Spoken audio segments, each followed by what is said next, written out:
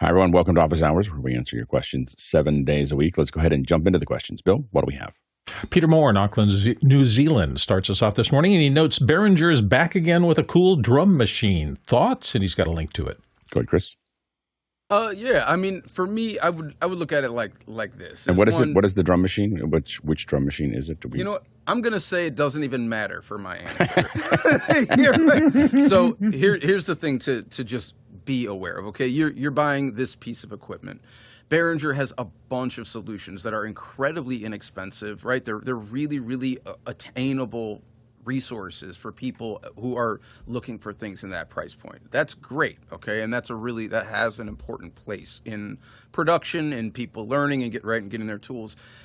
A drum machine is something you're banging on, okay? And this is just a thing to just really be aware of, is that Behringer, this is a consumer grade anything. If it says Behringer on it, it is a consumer level. They do not make a pro level product in their line for anything. Okay, if they did, it would be labeled as Midas and yada yada. That's another conversation. But my point is, with Behringer, there's so many solutions of really quality drum machines. There's no way I would be looking at a Behringer because there's no support for these guys right now. Their repair it's awful. It really is. So already this thing is probably going to break and you're not going to be able to get it fixed easily. So already there's too many other things I would look at. So I would kind of look at anything but that, honestly, and just in my opinion, because you want to invest intelligently. You don't want to have to rebuy things. Buy something that will just keep working. Remember, if you're using it as a trigger, it doesn't really matter. All this stuff's inside the machine. It's all in the computer, and that's great. But I don't know. If you're going to be hitting this thing, I would watch for that. So, go ahead, Jeffrey. So, Chris, tell us what you really think about this.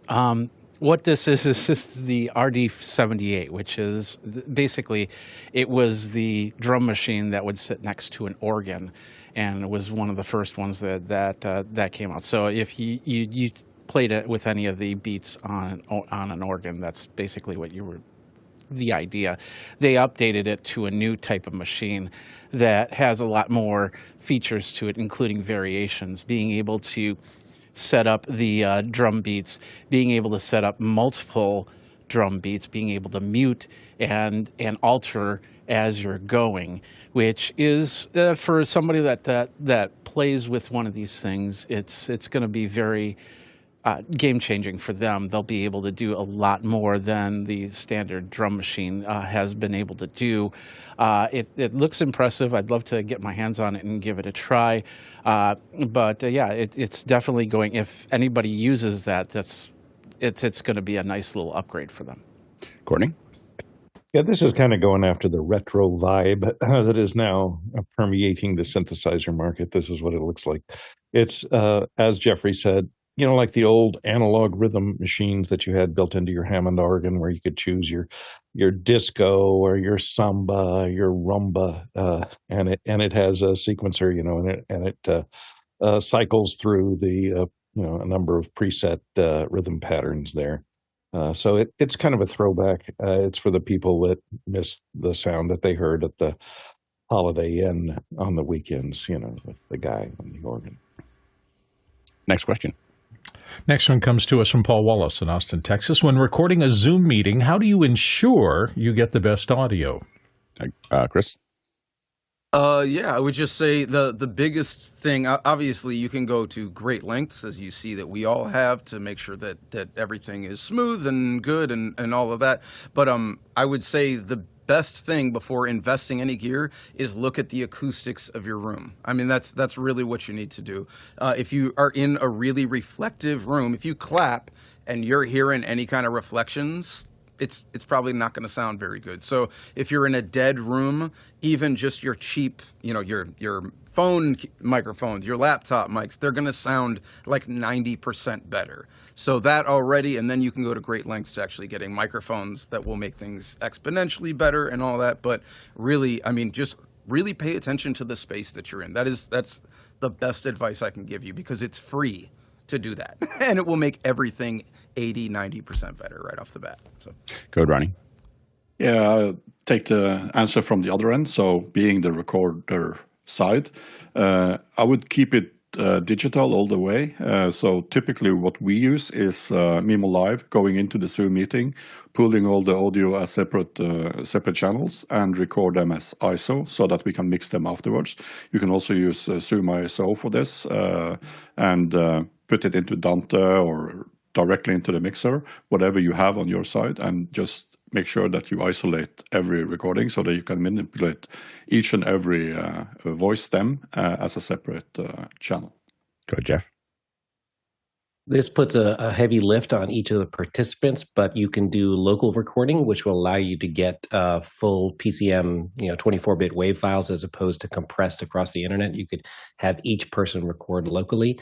That does add to your post-production because now you need to bring all those files together and sync them. So you do want to capture the actual Zoom meeting so you have that for sync reference, but that's your best quality. Yeah, and sometimes getting that sync to work perfectly will be a little bit of work to get it, as we have found when you have, because there is an offset there that's happening between them that you have to kind of take into account. We record typically Zoom ISO to, now what I record on smaller things are Zoom ISO, and then I use Loopback to send it to the other app from Rogue Amoeba that I just dropped out of my head. Loopback. Audio Hijack. So to Audio Hijack, and I just set up all my records in Audio Hijack and record them. Usually that's not the only place I record them. So I'll oftentimes send that out to some, if we're on Dante, oftentimes we send it to Boom Recorder is one possibility, or even we have a Joko. So we send it over to Dante to a Joko to just record them when we have lots and lots of tracks. So sometimes we do events where we have 20 or 30 participants that come in at different times. And so there's a lot of tracks that we have to kind of process. And as a result, we have a tendency to have them Boom Recorder and audio and Jokos are the two things that we send it out to when you're talking about best. You didn't say what price or compact or anything else. We find that that's a pretty reliable. We've never lost both. Yeah, go ahead, Jeff. And let's go back to what Chris was getting at. The most important thing about good audio is a good initial source. So the acoustics of the room, a good microphone, a person speaking close to that microphone so we don't get the room, all of those basic audio things, garbage in, garbage out. So you have to get the source good first if you want to capture. And to go back to what Jeff said, is that the only way you're going to really get rid of all the little internet blips and blops that happen during a show is to record locally. And we hope that someday Zoom will let us do that on Zoom. But there are things like Riverside and Squadcast that will record locally for you automatically. So if you're broadcasting a Zoom meeting, then it makes sense to use Zoom. The live solutions from Riverside and Squadcast leave a lot to be desired.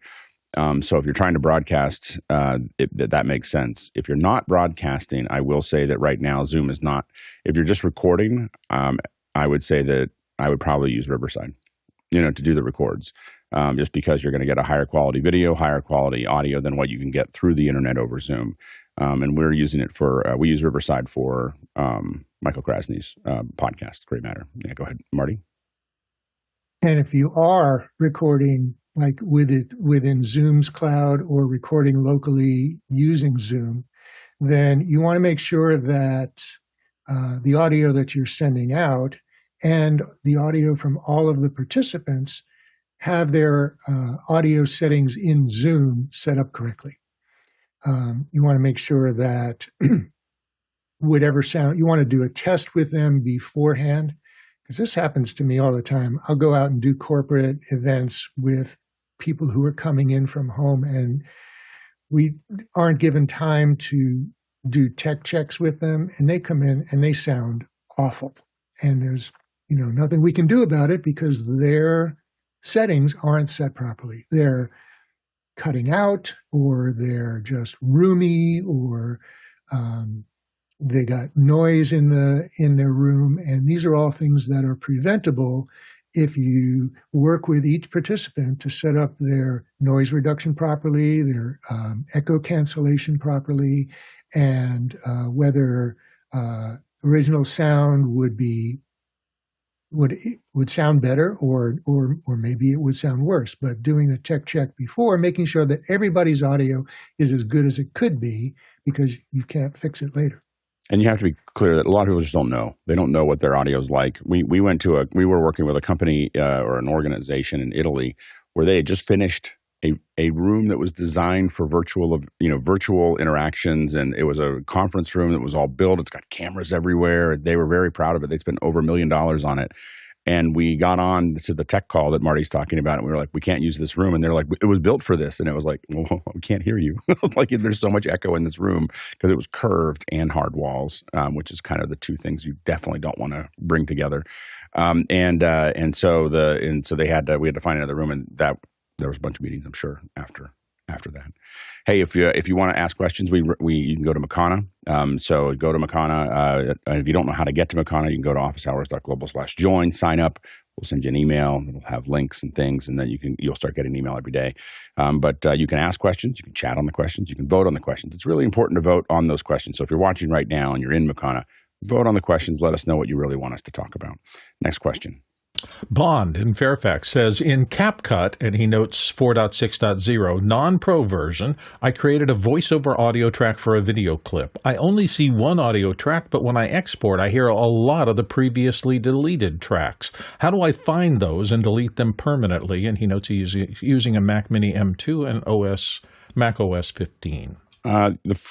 The free solution is probably just to download Resolve. Just download DaVinci Resolve, open it up, and you should see the other tracks. So you can hear them.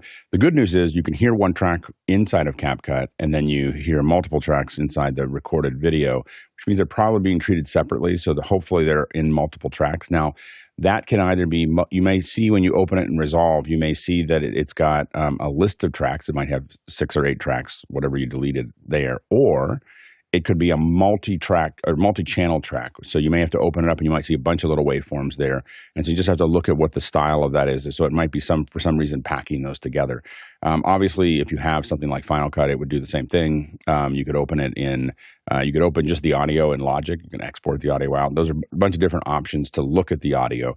But as far as a free solution that will open the video and probably let you see what you need to see, if it hasn't, the only concern that you have is that when it exports, CapCut is summing all of those together. And if it does that, then if it does that, you probably have to play the video out of the app into something else while you're listening to it. You do the loop back to Audio Hijack, play it out to get the clean track, and then reinsert it somewhere else. And that would be a real bummer. I'm surprised that you have the bug, but maybe it's because you're deleting it. Maybe it's not designed to delete lots of things at one time. Go ahead, Jeff. And just a little tip for Resolve for someone who's new to it. If you, in the media browser, if you right click on the file and you look at file properties, there's an audio tab and it will show you what the current audio setup is. So if it's, a 5.1 or it's a stereo, and you can modify that and you can determine which of the tracks stored in the file. So you could actually, if it turns out that that's a 5.1 file, you could make it show up as 6 mono tracks, and then you could pick the ones you want and mute the ones you don't. So it's an easy way to change what the default setup of that, because if it's a 5.1 and you drag it into the timeline, it's going to appear as a 5.1 and it'll mute altogether or not. So that allows you to separate those channels before you dump them into the timeline. So that's media browser, right click the file. And the other thing to know, it may sound daunting to go into like download a whole new app. ChatGPT is your friend. Resolve is very well documented. And anytime I try to figure something out in Resolve, I just open up ChatGPT and say, how do I do this? How do I do this? How do I do this? How do I do this? And it's accurate 95%, more often than the internet. So I have built very complex pipelines in Resolve now that I would have never been able to figure out by just sitting with ChatGPT in another window and just asking it questions about how do I set this up and how do I make this work. And it's very, very good. So I would highly recommend that. Next question. Mike Edwards is up next from Brooklyn, New York. Morning, everyone. Circling back to the question yesterday about camera suggestions for beginners at a house of worship, I was asking for the primary use of photography, not streaming. What would y'all suggest? iPhone. I mean, that's what I would recommend. I mean, it is, there's no, I don't know why for beginners, I don't know why you would saddle them down with a SLR camera or something else when you could, just give them, it's pretty competitive, and the funny thing is that especially if they're younger, they're going to be able to run with that. I mean, a Samsung is fine too, but it's really Samsung S24, S25, or an iPhone 15 or 16. I mean, those are the ones that have just both on both Android and iPhone side have turned the corner, and they're at a different level when it comes to it. I will say that I think that some of the features in the iPhone are better than the Samsung one, but the Samsung chip quality, the absolute picture quality on some of the Samsung stuff that's raw to raw, I would say might be better. But the iPhone has more features, and I got to say some of the video tools in the iPhone from the 15 and 16 are incredible. Go ahead, Bill.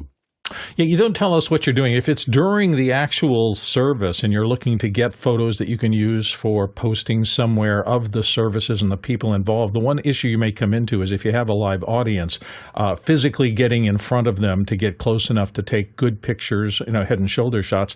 That does put you in the world of getting longer lenses for your still cameras and being able to stay in the back of the house and yet still get the reach that you would normally lead, which also gets you into the lighting for the front of stage to make sure that there's enough light for whatever you're shooting with. So it gets a little bit complicated. If you just are in a relaxed environment and one of the people in your service can take the iPhone and move it up close and get those shots, then ignore everything I just said. But that's one of the things I think about is where do I have to shoot from? And that determines the lensing, which is often more important than the camera itself, because there's a lot of cameras who will do a nice job of recording a shot. Go ahead, Jeffrey. Yeah, and you also can get, for iPhone, you can also get lenses, Moment. I've got a few different Moment adapters out there. I interviewed ShiftCam. I got a couple of their lenses. You just basically, with the iPhone, you put on the case, and then you can clip on the lens that you need for it. And there are some lenses that will go out pretty far, so you can be farther back in the church. Next question. Next question comes from Andy Kokendorfer in Vieira, Florida. This Pocket C stand is, in my humble opinion, overpriced but adorable. Thoughts? And he's got a listing there for Matthews Studio Equipment grip. Go ahead, Courtney. Yeah, Matthews is the premier manufacturer of the Century stand or C stand, and it does look exactly like a regular full-size C stand, but it's only 6 inches to 18 inches tall, which is, like he said, just adorable. And I see the application for this is really for tabletop photography. I used to work on a lot of commercials with Alan Davio, famous cinematographer, who did a lot of tabletop. This is how it's designed to be used. For product photography, I've watched Alan light a hamburger for 2.5 hours. Okay. And he would take little magic arms and little things that would hold a little strip of mirror about 1/4 inch wide and position a little reflection on the meat patty so it glistens with the right amount of oil. And I mean, he would get to that level of lighting on product photography to make it look, scrumptious and luscious. And the home ec people had to replace the hamburger 4 times because it kept wilting because it took so long to light it. But that's what the application is for this. I don't think there's anything you could do with this that you couldn't do with your typical magic arm, which is a lot cheaper. I mean, well, not that one, but there are a lot cheaper ones out there. And it has, one arm to lock it in and a lot less little teeny moving parts to machine. Go, Jeffrey. Yeah, I agree. Anything with a magic arm is going to be great. If you just want the aesthetic and have like a little C-stand on your desk, you're talking about video, that's one thing.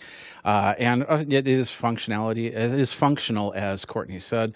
So you could put up like a scrim or something like that, maybe a diffuser if your table's a little bit too shiny from the lights.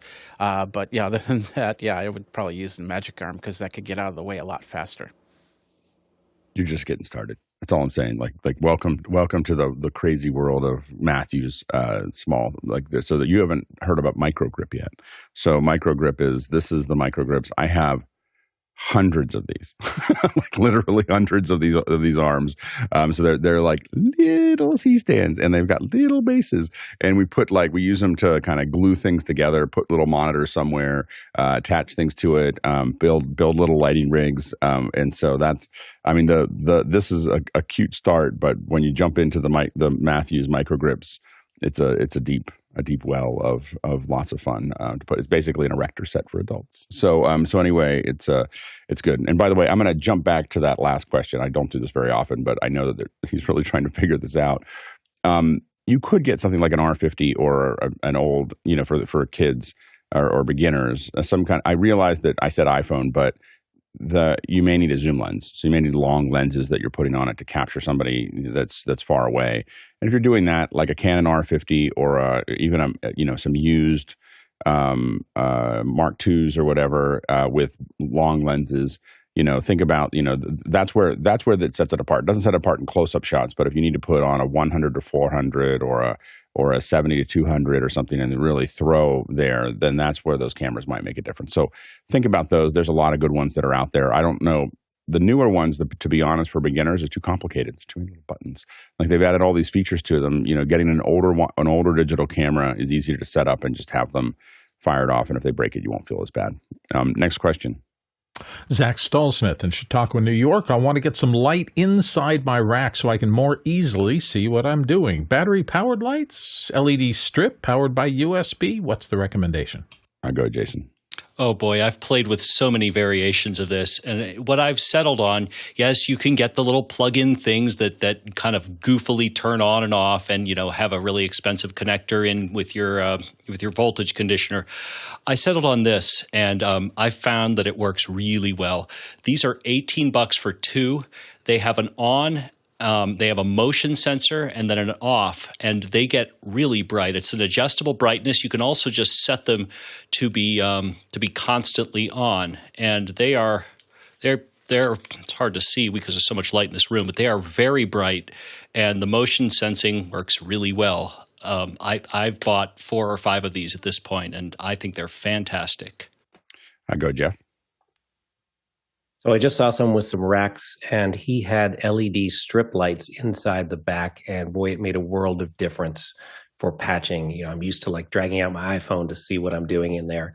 I'm going to throw out another thing, which I picked up a handful of these little gooseneck USB lights because you always have an extra USB port for configuration and stuff. So I've put these in a lot of places. They're like little night lights, but they're super bright, and gooseneck allows you to bend them to aim them where you want. And they're about $1.50 a piece in a multi-pack. So look for those on, that A company where we buy stuff.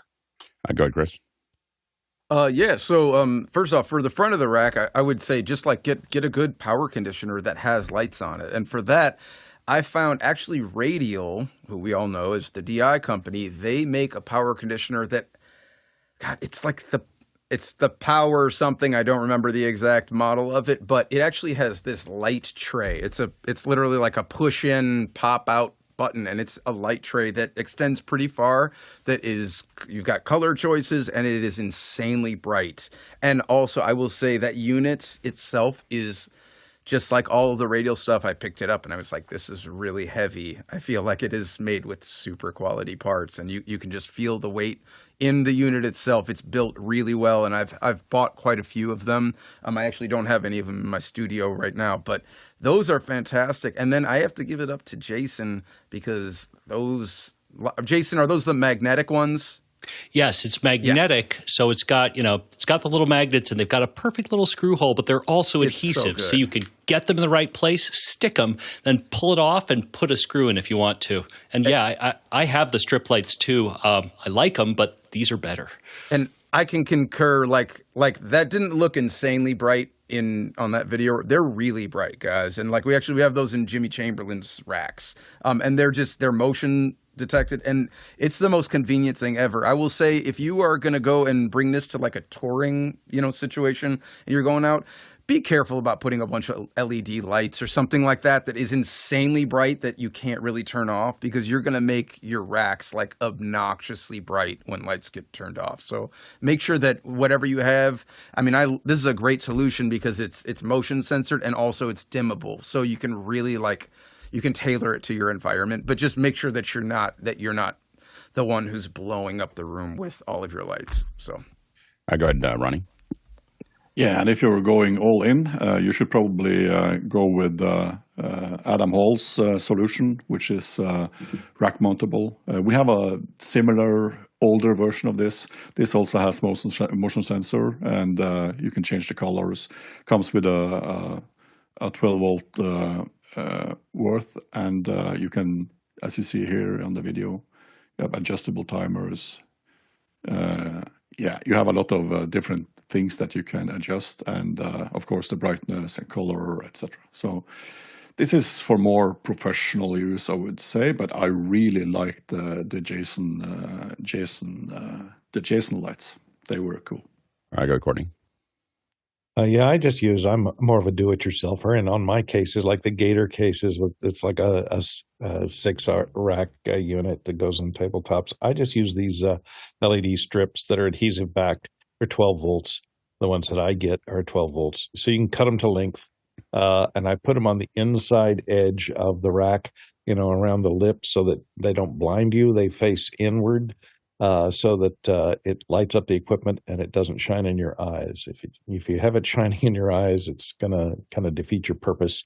And I have a strip in the front to light up the front of the equipment, and I have a strip in the back, and then I have a double throw center off toggle switch on the front, so I can just switch on the back lights or off in the middle, or switch on the front lights if I need to see panel labels that they, equipment designers tend to make dark gray on black because it looks so cool. We've done that a lot.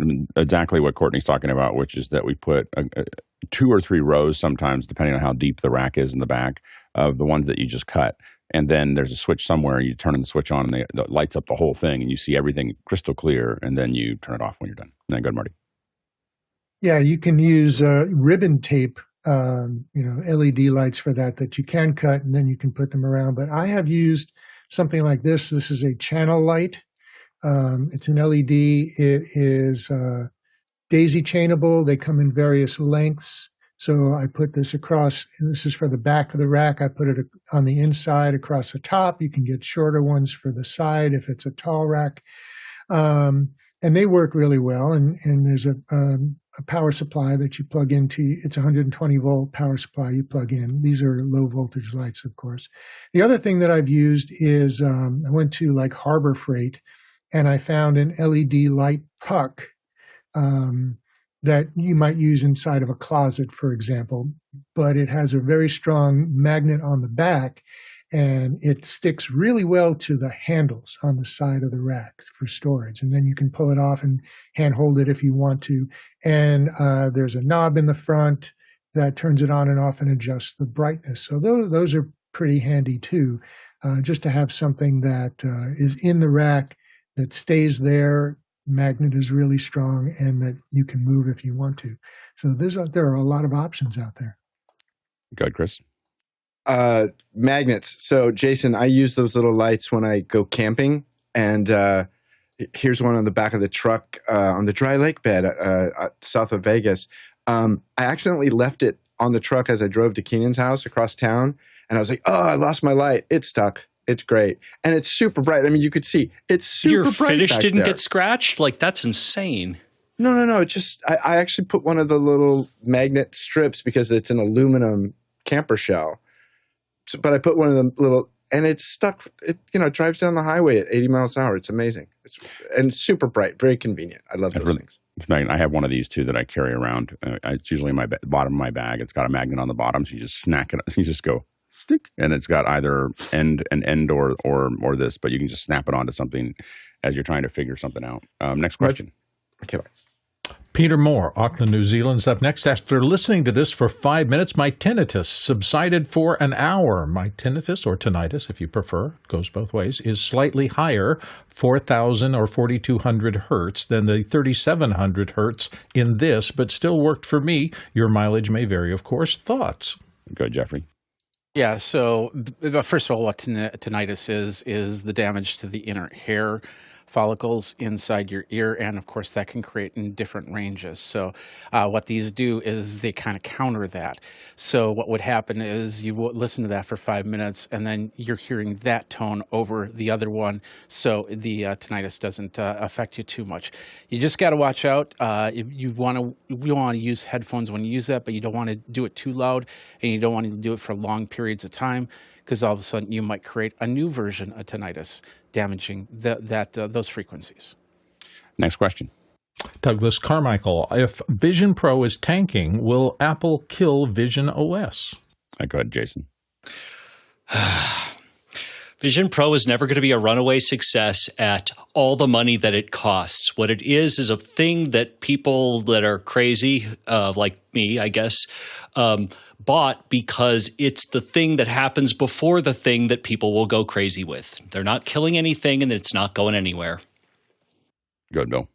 There's a lot of speculation about this because Apple announced about a week ago that they were killing their eyeglasses team. They were working on something like Ray-Bans that worked like Vision Pro that was not directly about Vision Pro. You had to read the article clearly to understand they weren't talking about the existing product. They were talking about the research into something that was far different. Apple made no announcement. It was just a leak. We don't even know if it's true. There's no. Apple hasn't even talked about those glasses. I mean, the thing, people just need to understand that the Vision Pro is that the visionOS will be running for 5 years minimum, if not 10, before Apple makes a decision. I don't know if they've ever put any product out that they've dropped out less than 5 or 10 years. They have dropped products. Aperture, I'm still bitter. But it's not done very quickly. They spent billions of dollars to get to where they're at. They went through the trouble of releasing it, and they are not going to back down. We have a new camera coming out probably before NAB. The amount of content available for the headset is going to grow exponentially over the rest of this year. So I think the jury should probably stay out for just a little longer before you see it, because you're suddenly going to have hundreds of these cameras out there shooting thousands of hours of footage and being only available on that headset. I think that's going to be something else we'll have to take a look at. Next question. Scott Wasserman of Detroit, Michigan's up next. Is it possible to move a Zoom webinar to a different user account in the same team if they only have one webinar license? My clients created a webinar under their user account, but I want to switch it to be under the account they created for me. Go ahead, Ronnie. No, I don't think that is possible. Webinars are usually linked to the user logged in user specifically. Not depending on which organization you are in. So if you are having a webinar license attached to that user's webinars are blocked for that user only. The only thing I could think of is that you are added as an host with full privilege and can use that user account to control everything. But the owner will always be the first person that created the webinar. You can pull all the emails, all the registration emails out, insert them in the back end, back in, and even send an email out to everyone that says, hey, this is the new webinar. So it's pretty easy to move it, but you can't keep the same one. Next question. Kai Cochran in Seattle, Washington says, how would you mic up a 30-person choir for a live stream? 3 rows of 10 people, church environment. Mic would need to also be used for live in-room sound reinforcement. Go, Jeff. So right there, you have 2 conflicting things about sound and miking, and we come to the 3-to-1 rule and the 1-to-3 rule. Basically, to do live in-room reinforcement, you have to be close because you need lots of sound source and less of the PA, which is going to cause feedback. But to get an even blend of a choir, you need to be distant. Let me see if I have this in here. The 1-to-3 rule is the thing about making it so that you capture a group of musicians or a complex sound source like a drum set or a piano. The farthest sound source can't be more than 3 times the closest sound source. So this is fine, but notice the mic is far away. If I move the mic really close, this doesn't sound like a choir. This sounds like Jimmy, where the mic is right in front of Jimmy in the front row. So if we succeed with that, we're in what we call the mature sound field. Remember, with choirs, height is your advantage, especially if they're stepped, as choirs often are, so that they can see. Don't forget all the acoustic stuff. Get your choir to be head up out of their music that they're actually projecting forward. You can't fight the laws of physics. If they aren't loud when they arrive at the microphones, if they aren't louder than the PA system, you're never going to amplify them. Probably you're going to need at least 2, maybe 3 microphones across that row of 10 people, so that you can get close enough to them where you can amplify them in the room and yet still enough to get blend. 2 mics would put you centered on a group of 5, which is a little far from the side people. And then microphone-wise, I would take a look at Audix micro booms, because they can go up really high and they're small. I noticed in the chat that you can't, that hanging microphones is not possible in that space, and it's not a permanent installation. So Audix micro booms probably in the cardioid, hypercardioid realm. Go ahead, Chris. That was pretty spot on. So Jeff might have done it a couple times. I kind of think that's all correct. The real thing here, guys, is that there are a couple of different jobs that you're doing here, just as Jeff was saying. With reinforcement, I mean, one, like, how big is the choir? What was it, 30 people? So if you're doing this in rows, it can really, as far as the reinforcement aspect, you can try and plant some vocal mics in and have people kind of center around them for the reinforcement aspect, if that fits, so you can kind of get some sections of reinforcement. That can be blended in later, but you definitely want taller, like, aerial microphones to pick up. This is, a choir is kind of like you're recording classical music, right? It's about the collection of all of this stuff into the thing that actually, like, acoustically, like you have this choir, you have this orchestra, whatever. They're all playing their instruments. But when you're putting microphones above it, the sound is all transferring up. And so all of a sudden you're getting the air, this collective air. And the quality of that recording is completely based on the players. These orchestras, the reason they sound the way that they do is because they are balancing themselves.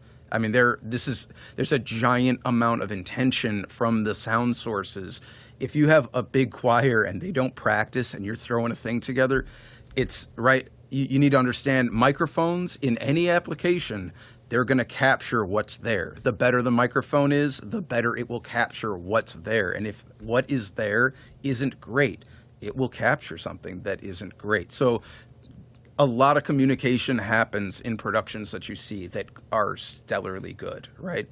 It's usually, yes, there's a lot of technical implementation to capture all of that, but so much work is before the cameras are rolling, before there's microphones, and that is the real thing here, guys. You can see all of us here have on this show, each panelist has clearly dedicated their life to just doing this all of the time. Mickey knows this box way better than me. I was just setting up a new thing for it. He's laughing at me because I should probably know this stuff, but just got it.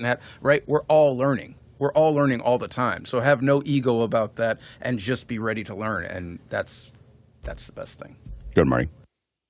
Right. So, this is something I do every week and been doing it for years at many, many different churches. And every church is different because of the configuration of the room acoustics, the acoustics that surround the choir, whether there are instruments and how far they are located from the choir. So to review some of the objectives that we've already mentioned is, the main objective is to get the sound of the entire choir and not individual people unless they are doing solos. And so one of the ways to do that is to position a microphone above the choir, generally speaking, 3 feet above the head in the last row, 3 feet in front of the people in the front row. And the idea is that the distance from the microphone to every row is equal. So it's not closer to the front row than it is to the back row. And that way, you have an equal pickup from one to another. And but you also want to pay some attention to the polar pattern of the microphone. So a cardioid microphone will pick up from in a certain range and not from the back of the microphone, whereas a hypercardioid microphone would have what's called a rear lobe, where it will pick up some sound directly behind the microphone. So you want to pay attention to whether there's any noise source back there or a reflection that may hurt you. If you're using multiple microphones across the width, you want to pay attention to the 3x1 rule that Jeffrey mentioned, and making sure that they're not too close together. One of the microphones, and so to do that in a temporary situation where you've got to set them up, you can use the boom microphones. This one is an Audio-Technica, and they are also available from Audix. They're very thin, tall booms. You can get them. They're like 4 or 5 feet long. They go on a regular mic stand, and so they can get pretty high. But another microphone that I've used very successfully is the Audio-Technica microphone. This is a one-piece stereo microphone. So you put it in the center of the choir at the right height, and you can pick up pretty much the entire choir, provided that the room is not very noisy and that there are no musicians right outside the choir, because it can pick up a pretty wide field. So there are some choices to be, there are options for different kinds of microphones. So again, depending on the room acoustics, the reflectivity of the area, and the width of the choir. So with 30 people, 3 rows of 10, that Audio-Technica microphone would work very well. If you want more localized, you can use the boom microphones. You could use 2 of them, and just try and get as clean a recording as you can. Next question. Lois Richter in Davis, California is up next. What Zoom audio settings would participants use other than volume, and would the settings be the same for my future meeting? Go ahead, Chris.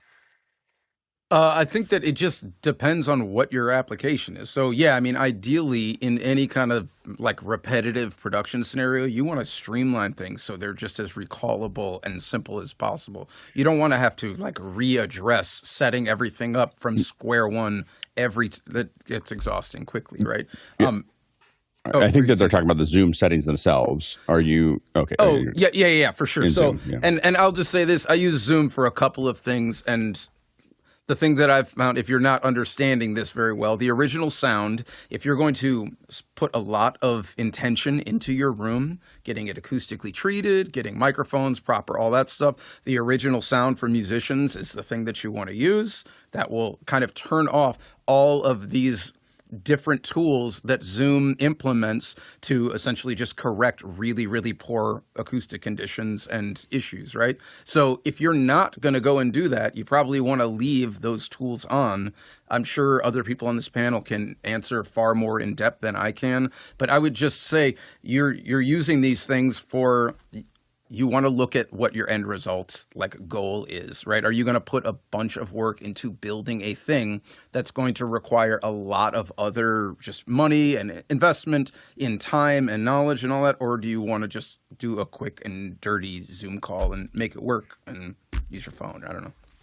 Yeah, in general, if you've got good mics and a good setup, you're going to want to use original audio for musicians. If they don't have that, then leave all the tools on, as Chris said, because Zoom does a pretty good job of cleaning things up if you don't have a good signal. We used to say, we got to use original audio all the time, but we've ceased to say that because sometimes it's going to take a lot of post to fix something that Zoom will do in real time. Quick reminder that if you are not in Mukana and you just want to ask a question, or if you if you are part of that and you ask this, you want to ask a question anytime during the day, something just pops into your head, remember that you can always go to askofficehours.global. Just askofficehours.global. So any time of the day, you can just open that little web page on your phone and just put your question in. So it's a great way to just kind of dump questions into the system, and then we'll file those in before the show starts, and then we'll make sure that they're well formed. And remember that people are still inside of Makana voting on them. So if they don't get to them, they may not have gotten to the top. Next question. Craig Kadoki in Toronto says, often questions about troubleshooting software and or OS issues are answered with reinstall, etc. How often do you use a bootable external drive for this? I do this all the time. Good, Courtney. I don't do this very often, but I always keep a installation from the media creation tool on Windows. This is for Windows PCs. I keep a USB that has the installation for Windows 11, and I try to keep these. I create a new one every time they come up with a new version of Windows so that I have one handy. I use that as a last resort if I'm going to wipe the drive, if the drive isn't bootable for some reason and you can't reconstruct the boot sector. I'll use that. There is a thing that's built into Windows operating system that is called the recovery environment, and you can boot into that by holding down the Windows key and the Shift key and hitting the power button, and it'll go into the recovery console. And that offers you the ability to rebuild the operating system but leave your files intact on the hard drive. So if it's not a hard drive problem per se, if it's just that the operating system sections of the hard drive or the operating system has been munged by something or infected with some type of nasty ransomware virus, you might be able to recover your files that way without having to wipe the drive and do a complete install. So I keep those handy on the USB, and you have your choice when you boot it up. If it sees an intact Windows operating system there, you can choose just to replace the operating system but leave your files intact.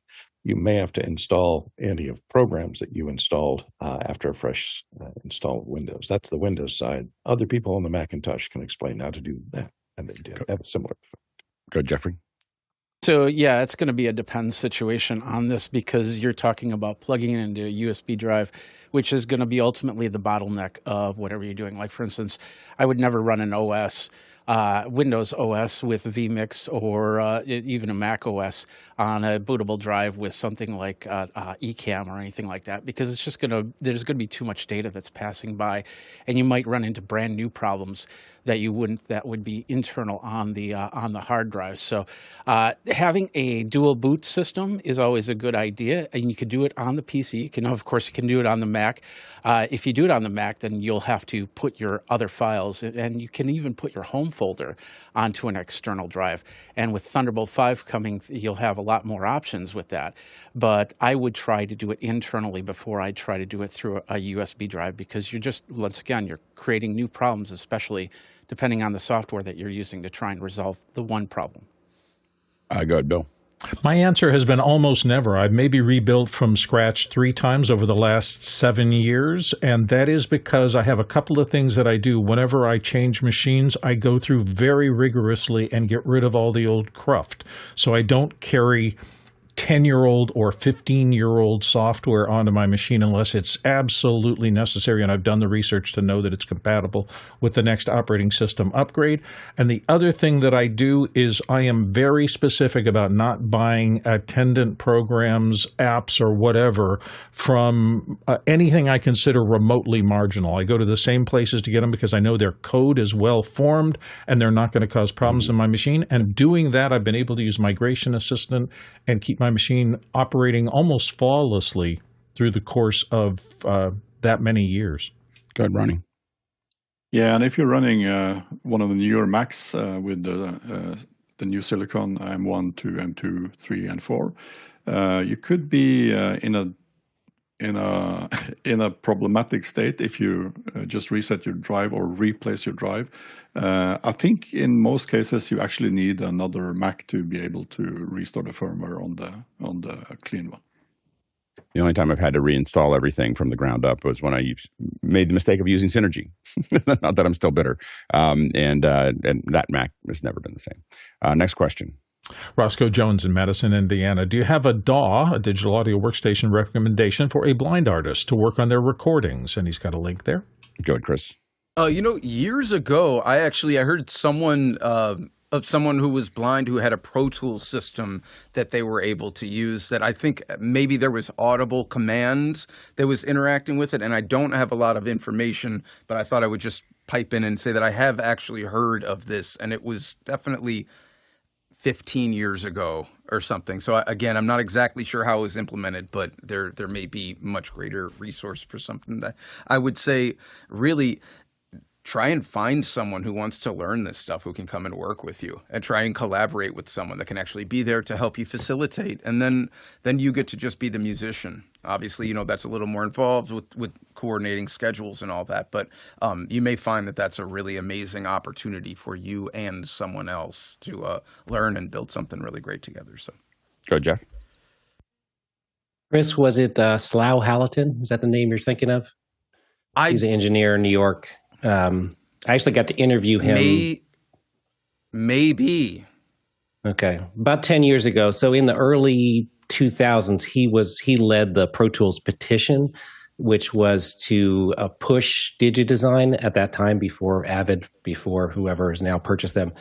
DigiDesign ran Pro Tools, and they pushed DigiDesign to implement Mac accessibility into Pro Tools. Now, I don't know, that was 10 years ago when I spoke to him. He also had a lot of amazing tips about how he dealt with hardware and, the old school, not the P-Touch labeling, but the old one with the raised letters. He loved those because he could print out things and label consoles.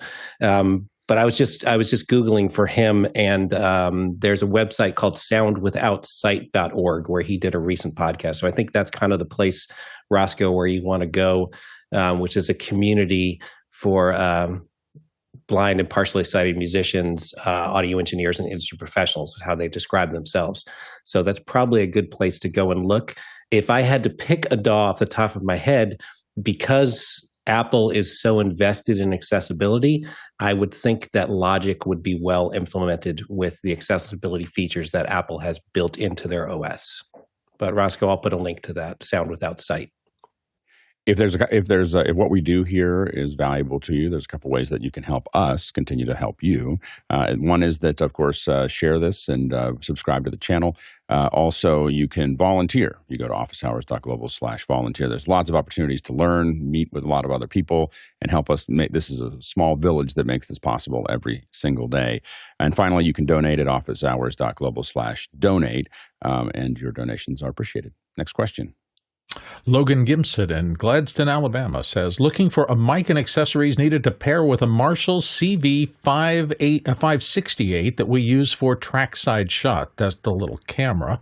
Right now, I have an SM58 with a small battery-powered preamp that outputs to a 3.5 millimeter connection and into the Marshall. Is there a better solution? Good, Marty. All right, so it would be helpful. So assuming that you're not happy with what you're getting from this setup, it would be very helpful to know what you're not happy about. So the camera itself is a little POV camera with a small lens that would be used aside a track to like if you're on a pommel horse or something like that, for really close shots. So that's what it is, and it has an audio input. And so having a microphone with a small preamp into the Marshall gets audio married to video to your switcher. That's very convenient. So questions would be, how noisy is this preamp? First of all, what's the self noise on it? And is the microphone, is an SM58 the right microphone? Does it have a good pickup pattern? Is it picking up more crowd noise or wind noise or ambient noise than you want to? Do you need a microphone that has a tighter pickup pattern or maybe a wider pickup pattern? So evaluating your microphone based on your application is a really important thing to do. Since I don't know what your specific application is, it's difficult to make recommendations. The better the preamp, the better the sound, the cleaner the sound. Are you getting the right audio level from this? Depending on the event. Is it a loud event? Is it a quiet event? How are you setting the volume control on the preamp? Do you have remote control over that preamp? If it's not loud enough, or if it gets too loud, you want to avoid clipping. So a lot of variables here, some questions. It's a very good answer, a good question though. Would like some more information. Go, Jeffrey. Yeah, I would like more information as well. I'm assuming that what you want to do is you want to keep the cabling down, because you're probably having the HDMI cable go to wherever it's going to go, which is probably far away. So by bringing the audio into the camera to bring it out, you're just saving yourself some time. I don't personally like to do that. I always like to try to have them separate. So if I need to separate them, the audio person can separate them a lot easier than the audio video guy from there. But from the sounds of it, if it is trackside and you're getting things dirty, yeah, an SM58 is probably going to be a pretty good bet off of that.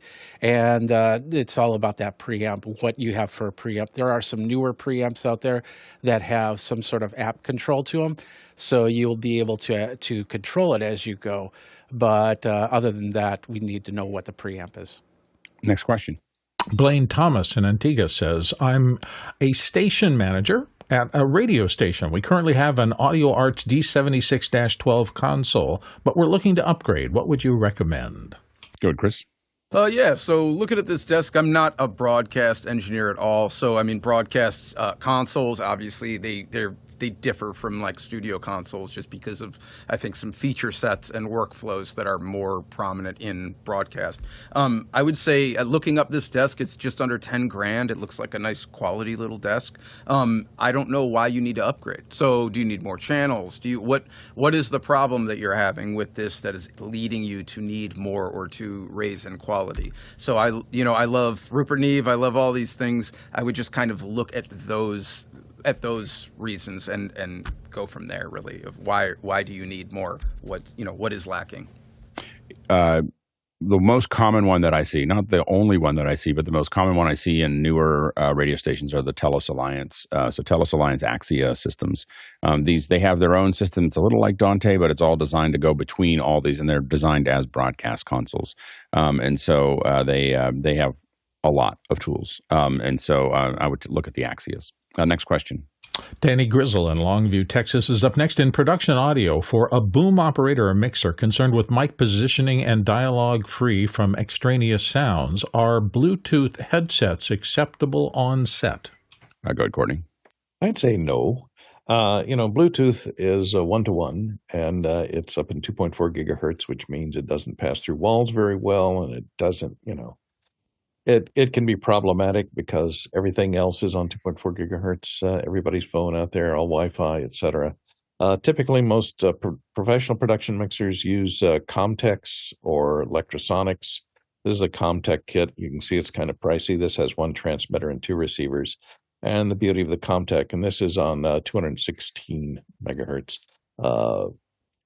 band, so it's not a crowded band. Here's the similar transmitter for Electrosonics, and they make their own receiver packs that are about similarly priced for $400 or $500 per receiver, and about $1,500 for the transmitter. These are pretty bulletproof. They go through walls. They have a pretty large transmission range. You can have just one transmitter, and you can have 40 or 50 receivers out there. And once you go this route, you're going to find that, if you're doing a commercial, not only does the boom man want to hear the dialogue, but the director wants to hear, the script supervisor needs to hear. Then, of course, there's the clients, they want to hear. So you're going to end up with 10 or 20 of the receivers out there, and that just doesn't work with Bluetooth headsets. There's an antenna in B&H for the Comtech. It looks on the website that it's this big. It's this big. Just in case you're wondering, it's super big. Go ahead, Chris. Yeah, Bluetooth is a Fisher-Price consumer-grade protocol. It is. It's incredibly, you cannot count on it. It is, so there's no professional setting that will use that for anything where the show is dependent on that. Any kind of real production, people are using real RF. So it's like real belt packs and different, obviously, in live audio versus in broadcast. People have lots of different companies and different products for those specific uses, but yeah, nobody's using Bluetooth. So good, Marty. can't hear you, Marty. I had to push the right button, sorry. So what I'm hearing in this question is are Bluetooth headsets and for a boom operator or mixer. So if you're a boom operator and you're positioning your microphone for talent, why do you need a Bluetooth headset? Why do you need a wireless headset to hear your microphone? Because that microphone is connected to something that is going to the sound mixer, and that's something, that belt pack that is interfacing your microphone with however it's getting to the sound mixer should have a headphone output on it that you can plug into. That is the most reliable, fastest, least latency way to hear what you are doing. It's your microphone. You are positioning that microphone. You need to hear it. For everybody else on the set, all of the producers, the directors, the video guys, they are hearing sound from the sound mixer, not directly from you. So that is a completely different communication system. So I would say, I would question why, no, I wouldn't use Bluetooth headsets for a boom operator at all. And Mickey said that I give my boom ops and utilities Lectrosonic Duets or Sennheiser in-ear monitor systems. Mickey also said my boom ops need wireless monitoring, but they also need to hear the wires too. So anyways, thanks so much for all the producers who asked all the great questions. We didn't get to all the questions. And if we didn't get to your question and you put it in over the QR code, it'll go back in, it'll come back in the next day, and we'll see if it gets voted up to the top. If you did it in Makana, of course, it's going to go back to you. It's in your notes section. And so you can go there and grab that question and bring it back in whatever day you choose to bring it back in to have us see if we can get to it on that day. But thank you so much for all the great questions. Thanks to the panel. Great panel today. Like, just fantastic panel. And so hopefully we'll see everyone here again next Wednesday or other days. but for our audio experts, thank you so much for coming in and being part of our Wednesdays. We really appreciate it. We can't do this without you. And to the incredible team on the back end that makes this actually happen. There's people who are editing. There's people who are sending us little messages. There's people who are making sure that we're all ready to go. There's people who are managing what's going to happen next. And we just really appreciate everybody's contribution to making this possible. This is a big volunteer crew, and no one's getting paid for this. We're all just sitting there out of because we love to do it. So thank you so much to the incredible team on the back end that makes this possible. Today, if we'd done this in person, the Tallak Traversal, we would have traveled 35,000 miles. That's 56,000 kilometers, and that is 275 million bananas for scale. All right, let's go ahead and jump into After Hours. A little window in there makes it so much easier. Those numbers, I don't have to go looking around. It looks great. Yeah, it looks we spent a lot of time. Poor Peter had to deal with me going, no, I want the text to be bigger. I want this to be, I want this to other. Change this color. Move this over. He did great. So it's great. Want it superimposed over banana. Over banana. No, I took all the bananas out. I was like, I just got to read it. I can't have any. There can't be any emojis. I just need the text. So and you can see that little things like the numbers are a little bit bigger and brighter because that's all you really like when you do it over and over every day. That's all you need. So nice. Thanks everybody. See you later. Cheers. Great one, guys. Take care. Bye.